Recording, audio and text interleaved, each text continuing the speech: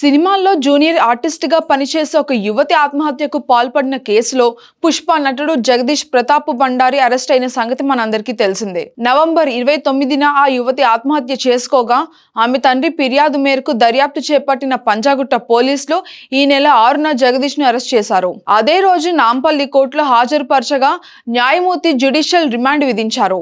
దీంతో జగదీష్ ను పోలీసులు చంచల్గూడ జైలుకు తరలించారు. కాగా జగదీష్ ను విచారించేందుకు పోలీసులు 2 రోజుల రిమాండ్ కోరగా కోర్టు అనుమతించింది. తాజాగా జగదీష్ ను పంజాగుట్ట పోలీసులు విచారించారు. ఈ విచారణలో జగదీష్ తన నేరాన్ని అంగీకరించినట్లు సమాచారం.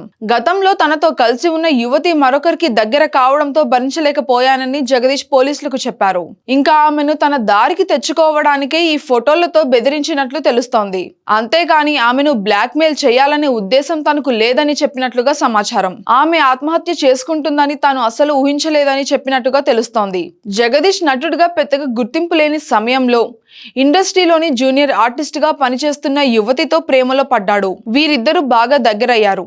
అయితే పుష్ప సినిమాతో ఫేమ్ రావడంతో జగదీష్ సినిమాలతో బిజీ అయిపోయాడు. ఇంకా ఈ సమయంలో తాను ప్రేమించిన అమ్మాయికి సమయం ఇవ్వలేకపోయాడు. ఇంకా అలాంటి సమయంలో ఆ యువతి మరో వ్యక్తితో సంబంధం పెట్టుకుంది. ఇంకా ఈ విషయం జగదీష్ దృష్టికి వెళ్ళింది. ఒక రోజు ఆ యువతిని కలిసేందుకు ఆమె ఇంటికి జగదీష్ వెళ్ళాడు. ఆ సమయంలో సదరు యువతి మరో వ్యక్తితో ఏకాంతంగా ఉంది. ఇది చూసిన జగదీష్ తన స్మార్ట్ ఫోన్ తో ఫోటోలు వీడియోలు తీశాడు.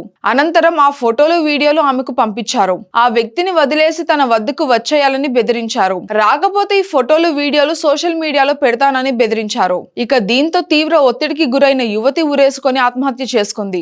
నటుడు జగదీష్ కారణంగానే తన కుమార్తె ఆత్మహత్యకు పాల్పడిందని యువతి తండ్రి పోలీసులకు ఆశ్రయించారు. ఇంకా కేసు నమోదు చేసుకున్న పోలీసులు దర్యాప్తు ఆరంభించారు. ఇక జగదీష్ కొన్ని రోజులు తప్పించుకు తిరిగాడని కూడా అంటున్నారు. మొత్తం మీద అతన్ని పట్టుకున్న పోలీసులు జైలుకు పంపించారు.